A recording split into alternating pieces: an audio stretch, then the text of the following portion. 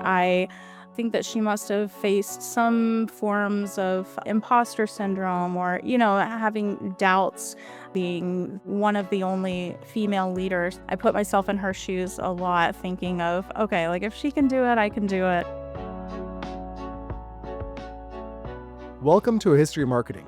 I'm Andrew Mittrack.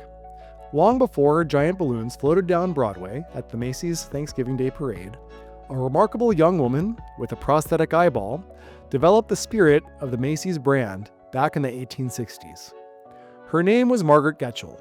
She was a marketing visionary who gave Macy's its iconic Red Star logo. She captured customers' imaginations with fantastical window displays, and she cemented the brand's connection to the holiday season. Even though she was the first female executive of Macy's, Margaret Getchell's contributions were largely lost to time. That was until my guest, Stephanie Forshee, began the work of restoring her legacy.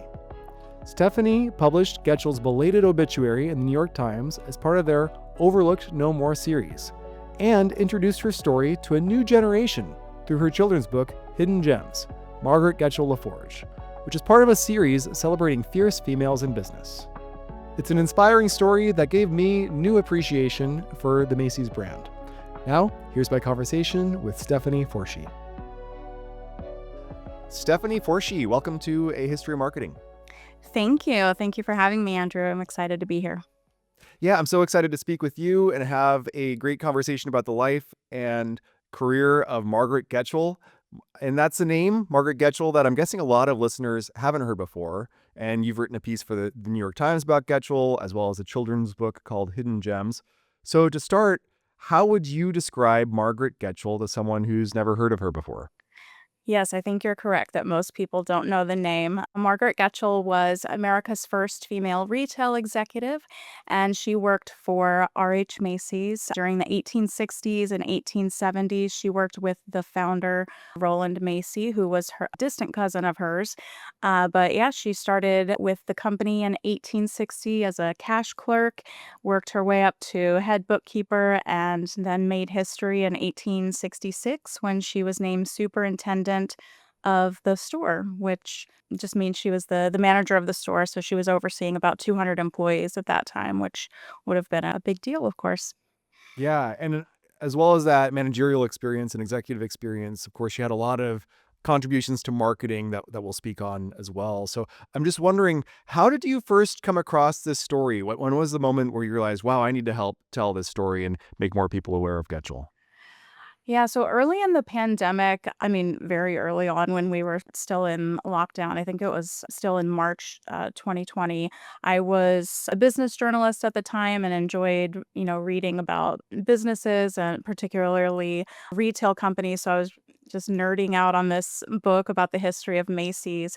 And within the first chapters, there's information about Margaret Getchell and some of the early employees of the store, and that's when I learned that she was supposedly, America's first female retail executive, and I'd never heard the name, so I was very intrigued by her story, and so I, was doing a little searching online. I just thought, maybe that was my ignorance or, silly me for not having heard of this woman, but I quickly realized that not a lot of people have known about her or written about her. There was an encyclopedia.com entry about her and, maybe 2 or 3 articles about her at the time.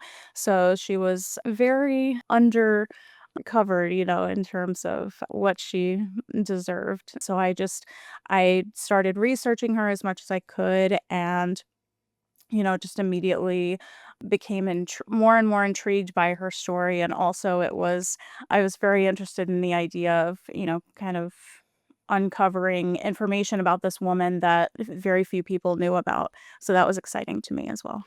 Yeah, it's always kind of an exciting rush of a feeling when you discover somebody who's got an interesting story and then you realize it's relatively undercovered and there's like a chance to kind of, because so many things you think everything's covered on the internet almost, and it's kind of surprising when there's some, I guess your book's called Hidden Gem, right? Yes. That there's something that there's more to be told here. And I've experienced that myself, and it's just a good like rush of a thing. Yes, I can definitely relate to that. And your background also, so you're a PR professional now, but you had been a reporter as well at some point, and so kind of telling stories is sort of in your wheelhouse as well. Yes, so I was a business journalist for about 15 years, worked for various publications, and I was always drawn to stories that were sort of off the beaten path. So finding Margaret sort of fit into that narrative, even though it was something completely new to me. I mean, covering a historic figure and researching someone like this. So that was a whole new process, but used a lot of the same skills, of course. So let's walk through some of Getchell's career. So to start, how did she get her job at Macy's? You mentioned that Roland Hussey Macy, the namesake of Macy's, was a distant cousin of hers. Was that the initial connection for her to kind of start work there? Well, actually, they had not met at that point, and so she graduated high school at the age of 16, and she was very skilled with numbers, and so she became an arithmetic teacher for school on Nantucket, and then she traveled to a couple different cities in New Jersey and New York, and she had years earlier suffered an eye injury. It was just a kind of a freak accident, just playing a game with her sister. They were playing tag, and somehow, some way, just kind of a gory accident. She injured her eye. Um, and she didn't immediately lose her vision, but, it was kind of deteriorating over the years, and so when she was 19 years old, she finally had surgery to have her eye replaced or removed and replaced with a prosthetic eye, and so it's sort of one of these incidents that kinda changed the trajectory of her life, actually, because when Just she just to pause on that, by the way, like Sure. eye injury today that seems gruesome, but also like would have been in what the 1850s or 1840s when this happened. Yes. I'm just thinking of what eye surgery was probably like back then. It's just really probably there's probably not the same types of anesthesia or processes, and just seems like a really horrific, traumatic, formational experience, I Yes. guess. Yeah. Yeah, I agree. I mean, yeah, that's something that I've, been researching the past few years, just kind of like what that would have been like versus, Yeah. at that time versus today. And you're right, it's not something that anyone would want to endure. But yeah, it did, shape her as a person, and it was something that she had to deal with. So when she was 19, she underwent this surgery. So this was a summer of 18 si- the early in the summer of 1860, and as she was recovering, the doctor recommended to her she should consider a change in career because she'd been a school teacher at that point, and so he was saying that maybe grading papers by candlelight, things like that were probably not too great for her eye. That's how the story goes.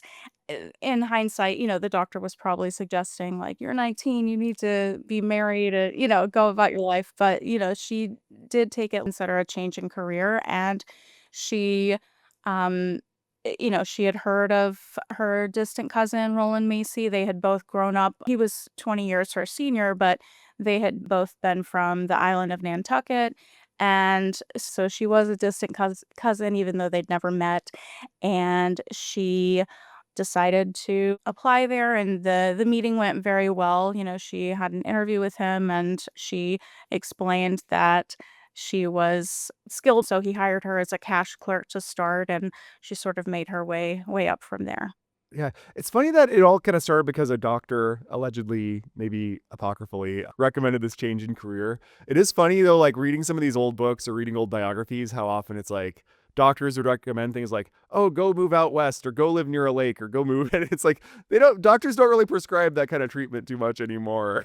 But like I it seems know. like it was just a lot of changes in medicine and doctors' recommendations. So anyway, this may is kind of be a starting point for her meeting with Macy or R.H. Macy. The meeting goes well. And can you share a little more about R.H. Macy and about Macy's, the department store itself in 1860? Obviously, I'm guessing it wasn't the major brand that it later became, but Right. like where was it in its journey? Had it just started? Was it a little more established, or where was it in its evolution? Yeah, so at that time, the New York store was only 2 years old, and Roland had other ventures though, so this was, he really had a lot riding on this because he'd opened a store in Massachusetts as well as California and Wisconsin, and those, they just didn't really pan out the way that he had hoped. So he was not the merchant prince at that time as he came to be known later. So at that time, the store was kind of on its way. I mean, the sales were okay at that point. They were definitely growing and surviving.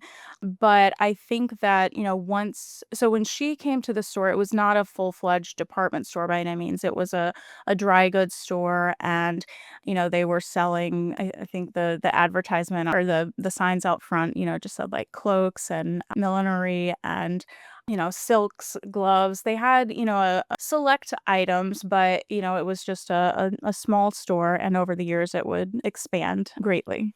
Can you paint a picture of that time for women in business? I guess, like, was it common for somebody like Margaret, a young, was she 19 or 20 at this time, to get a job at a store, or was this kind of unusual just to even work in business at all as a young woman?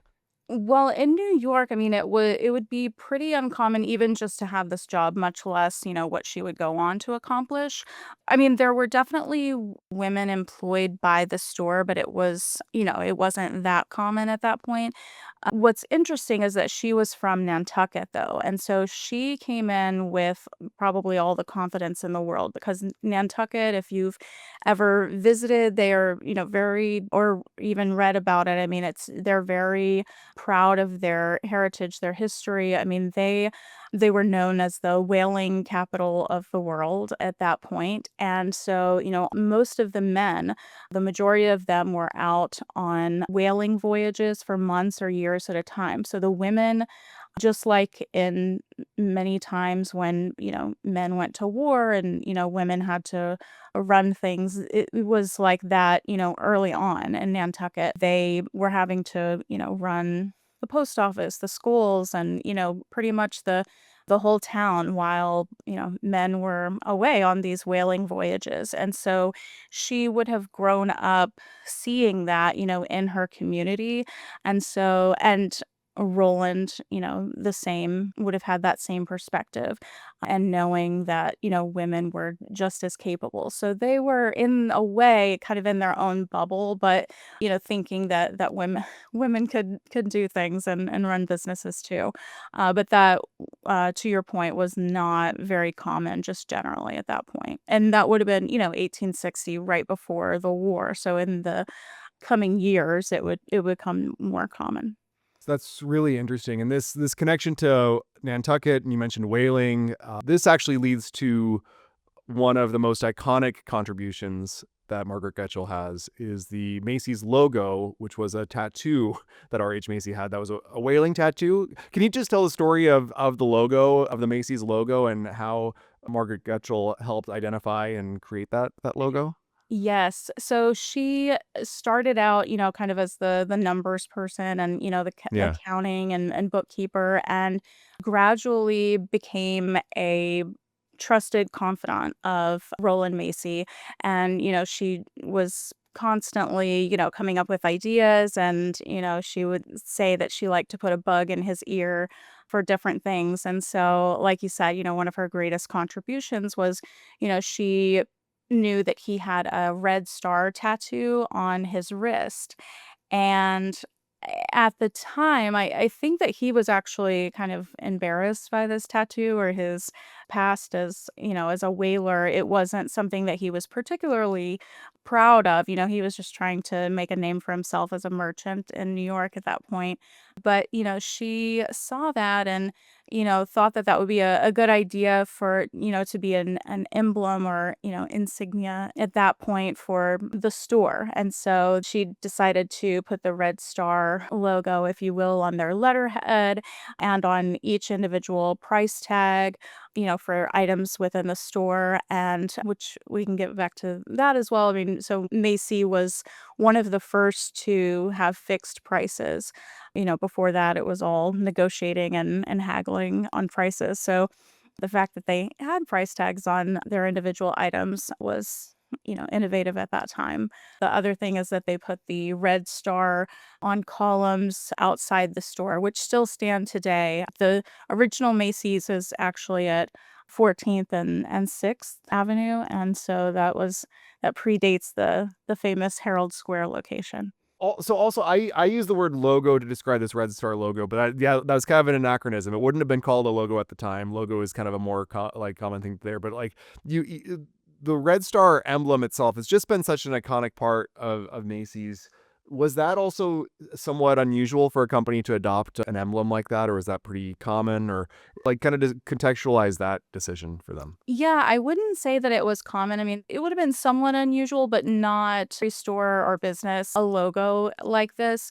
But it did exist for sure. One of Macy's earlier ventures, he was in Haverhill, Massachusetts, and his logo, if you will, he used this rooster as an emblem at that time. It was in, some of the newspaper advertisements. So it wasn't unheard of by any means, but at that time, they didn't it wasn't a must-have, I guess, for a business. That's right. Yeah. If I was to think of them at the time, and I haven't studied this deeply, is that a lot of them tend to be much more ornate and much more detailed and have like the name as part of it. Yeah. And it's kind of hard to remember and somewhat. And that the Red Star logo or just a star itself is such a instantly recognizable, simple type of emblem. And, you can see that Macy's sort of wound up using that in different ways where they like use typography so they can, and it kind of gave them some more like flexibility as to like how to use it. So it seems like a really good decision as a logo. You couldn't just do a star today because it seems like so widely overused, or also it's so claimed by Macy's as a thing. But it seems like it was a good thing, a prescient thing for Margaret Getchell to notice and to latch onto and to embrace as well. Yes. Yeah, it was, at the time, I think that it was, just a great idea that she had, and to your point, it was I think the simplicity of it is what, really kind of stuck with people, and as you know, it's still the logo today, so must have been a success, I guess. Yeah, absolutely. So let's talk about some of her other contributions to Macy's, specifically around things like placement and the displays. Do you have any favorite examples of her other contributions of what she did that were kind of clever tactics to help increase sales and attract customers? Yeah, so she loved just thinking of different innovations for the store. So she was constantly coming up with ideas for different departments. It was her idea to implement or to introduce the toy department and the book department, which, at that time would have been a bigger draw than it is today. Unfortunately, Macy's doesn't have a ton of books in its stores. But yeah, so she was, always coming up with ideas for new merchandise. Hmm. One of my favorite examples of Margaret's innovations is that, she loved a good publicity stunt. And so one of the things that she did is she thought it would be a good idea to bring cats into the store. She dressed them up in baby doll clothes and put them in little carriages or prams, as they were called back then. And they put those in the window display. And I'm sure passersby were wondering what on earth was going on. And, they thought they were so intrigued and enchanted by these cats. So many people came into the store that day, and so they had record sales selling, all these baby doll clothes and different accessories, and the dolls themselves, of course. So that was, just one example of, just sort of creative, out of the box thinking, if you will. Just to comment on this cat thing, what's so Yeah. funny when I read this, I was reminded of I've been to a few conferences where everybody has booths at conferences and it's almost like a window display. You want people to come into your booth. Yeah. And the thing that's there is like puppies. Like somebody, like a thing that sometimes people will do is like, oh, you got puppies and, come play with puppies and hear about our, the conferences I go to. It's like learn about our software or our, B2B SaaS product and Yeah. it's puppies. And people will be like, oh my gosh, that's so innovative. They got puppies there. And it's like, you know what? This is kind of just a riff on something that Margaret Getchell did 150 plus years ago. So it's funny that sometimes like these tactics that, they could be from the past, but still see kernels of that almost today as well. Yeah. Yeah. I know, I can just only imagine us within the children's department at that time, just hanging out with all the cats. Yeah. So yeah, and also in addition to cats, any other favorites of yours? Macy's got a lot of ideas, and a lot of the New York department stores were kind of following the lead of European department stores, and their soda fountains were becoming all the rage. This would have been in the late 1860s, early 1870s. And so when they were becoming popular, Margaret knew that they needed a soda fountain at Macy's. And so her idea was to place it like towards the back of the store so that, customers would, be eyeing other items as they were walking back and forth to the soda fountain. And so that's, something that we know that most stores do today, but at the time it was a grand idea.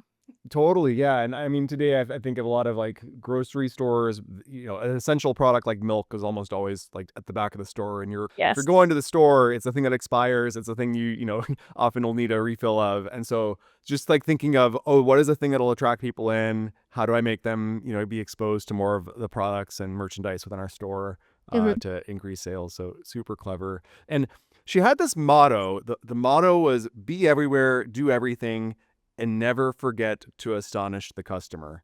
Do you have a sense of like how did she actually use that motto? Like, was it just something that she wrote down? Was it something she said to her employees? How did that motto manifest? Yeah, it's not exactly clear. I've, given it thought, and I think that, it must have come up that, because it's something that many employees said that she had embraced this motto. So I would imagine she would used it in training, perhaps. She would train the cash girls, for instance, as they were called back then. I have mixed feelings about the motto. Be everywhere, do everything. It is true, like, if you want to astonish the customer, you do have to do those things, but yes, I think that she, as well as Roland Macy and leadership within the store, I think that they were maybe workaholics for sure. It For sounds sure. like from everything I've read about them. Yeah. To me, it has echoes of I'm in Seattle, and so Amazon is like a big company. I mean, it's a big company everywhere, but it's one that's like close to my home, and it sounds a lot like Jeff Bezosy because he has this thing of like customer obsession, and that's like a thing of their culture. And of course, they're like the everything store, and so be everywhere, do everything, never forget to astonish the customers. Seems like it is kind of echoes of your Amazon sort of is an echo, no pun intended, of Yeah. that. Yeah, but I guess at the time, Macy's, selling books, selling all sorts of goods, kind of being an everything type of store. Yeah, that's Um, a great parallel there. I think for sure. I mean, yeah, they definitely took the customer obsession, if you will, very seriously. I want to ask you about one more famous contribution she had, and that's convincing Macy's to have the store open on Christmas Eve. And I think this was in 1868. And now Macy's is so associated with the sort of Christmas holiday, Thanksgiving through Christmas season.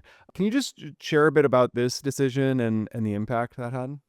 Yes. So at that time, she, was wanting the store to stay open late after it started out on Christmas Eve and then would later turn into the entire month of December staying open late because as we know, there are lots of last minute shoppers. She knew that that was an opportunity for the store to make more money if they were to stay open late, which they did, and they had, record sales that day. And so, yeah, it's one of those things that, today in hindsight, some people, who are working on Christmas Eve and throughout the Thanksgiving holiday might not love Margaret's grand idea, but in Yeah. hindsight.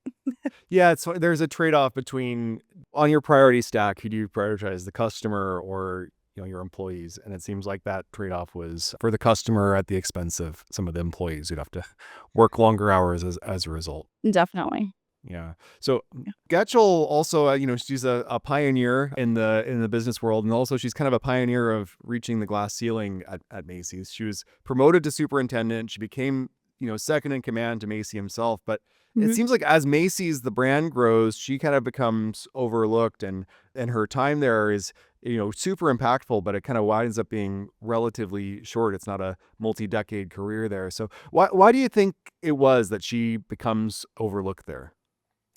So there are a few things. I mean, it's we haven't talked about her husband yet, but she did meet her husband Abel LaForge at Macy's. She was introduced to him through Roland. He had been a soldier during the Civil War and met Roland Macy's son and helped him out there. So he became a close, trusted person of the Macy's family. And so they were introduced, and Abel eventually comes to work for Macy's, and this would have been years after Margaret started.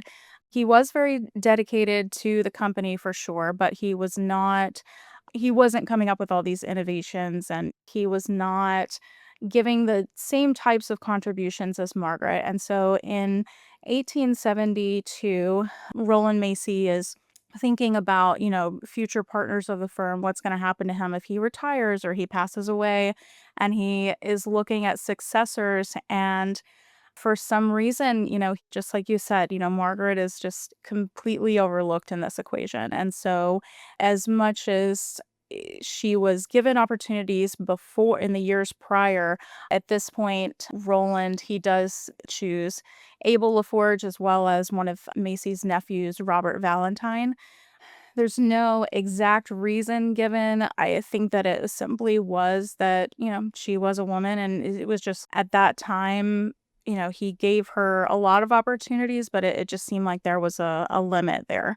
As an aside, so she does marry Abel LaForge. I've referred to her up to this point as Margaret Getchell, but her full name Yes. is Margaret Getchell LaForge. And it does seem like they're kind of almost both used. Like I know your book is Margaret Getchell LaForge, but the New York Times piece just calls her Margaret Getchell. So I wasn't quite sure which name do I use, the LaForge or not. Yeah, so they were married in 1869, so she did take his name, but yeah, I think that some people who just say Margaret Getchell, it's because, most of her contributions really to the store were before her married life, and so I think that maybe it's just out of respect for that. So I'm gonna quote from the New York Times article you wrote. In fact, after her husband became a partner, her compensation was eliminated, and she gradually stepped away from her work to care for her children.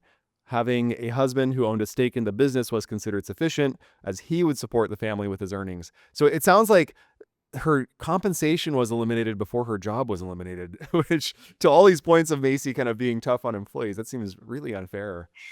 Yeah, when you think about it today, it's just, it's unbelievable. You can't even really think of, someone not being paid for their job. In a lot of ways, Margaret, as we've discussed, was ahead of her time, and she not only worked when she was married, but she worked through her pregnancies as well.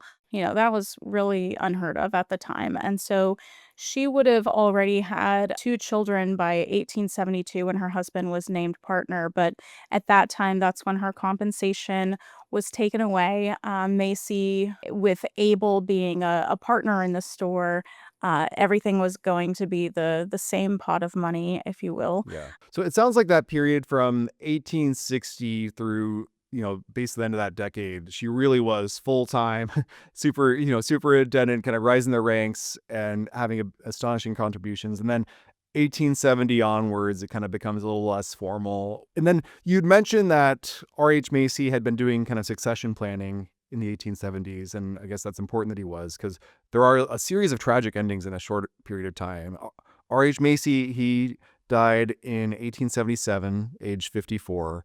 Then Abel LaForge, Margaret Getchell's husband, dies a year after that in 1878. And then sadly, Margaret Getchell dies in 1880 at 38 years old. Yeah. Do you have, is there anything you'd want to share about kind of her final years? Yeah, I think, it is really sad to think she was accomplishing so much within, the business world as well as, she had started her own family, and for anyone to pass away at 38 is devastating. And the fact that she lost, the two men that she was closest to in her life, her employer, which she'd grown so close to, as well as her husband. Yeah, I think that those few final years were extremely hard for her. She had some health issues. She had basically things like nerve pain and arthritis and, just kind of different types of chronic pain. And so she ultimately passed away from a combination of heart failure and some ovarian issues, which I think, as far as I know, it seems like it, would have been ovarian cancer, but at that time they didn't exactly know how to treat that. And so, yeah, those final years were definitely marked by tragedy for sure. Yeah.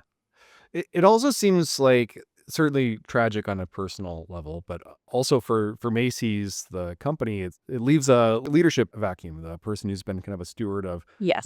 the brand and the marketing innovations is gone. The founder and the namesake of the company, Mhm. R.H. Macy, is gone, and Abel LaForge, who is considered one of the potential successors, also gone. So, do you Yeah. know who takes the reins at Macy's, and do any of Getchell's innovations survive this transition?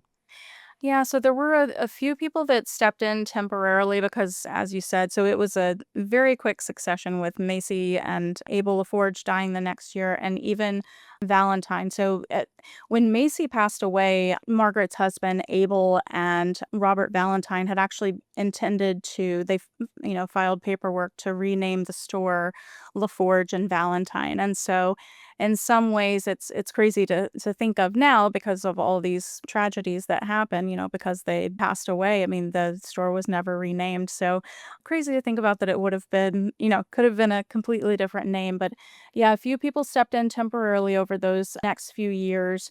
And over that next decade, it was sort of some shorter tenures, and then the Strausses who would eventually become, they were in charge of the store for decades and really to innovate even further in those coming years throughout the early 1900s.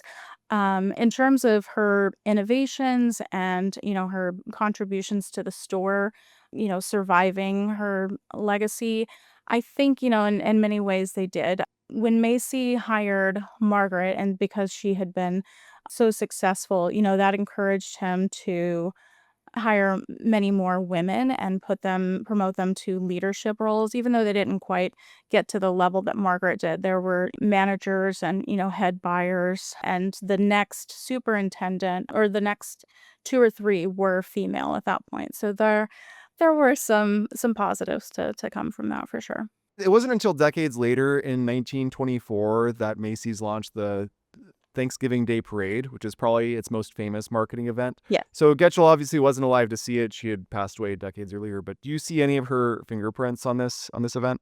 In some ways, yes. There's not something that you can directly link that, that she had the idea for a parade or anything like that. But just the fact that, she was constantly innovating and encouraging others to share their ideas, for sure, it would be something that she would be in favor of and, would definitely be proud of that, Macy's came up with this idea and, was able to pull it off in the way that they have, and to see it today, I'm sure she would be very, very pleased. Wrapping up, and you reflect on Margaret Getchell's life and work. You've spent a lot of time, with her biography. Are there any top lessons that you've taken away? Are there ways you've kind of applied her astonish the customer philosophy to your own professional life, or other ways you've sort of taken her lessons and applied them to your own professional career as a marketer and PR professional? Yes, absolutely. I think of that all the time. I feel inspired by her. And so I have been, writing for the sake of other people to know her name and, to learn from her. But yes, I feel very lucky to have been, the person who I don't know, has been able to kind of follow her journey and to research her over the past few years. I definitely, yes, the astonish the customer. I am constantly thinking of that, as well as, just kind of putting myself in her shoes. I don't know this for sure. It's not something that she really wrote in her diary, but I think that she must have faced some forms of imposter syndrome or, having doubts being one of the only female leaders, things like that. I put myself in her shoes a lot, thinking of, okay, like if she can do it, I can do it. And, it's more things like that that encourage me and inspire me. Yeah.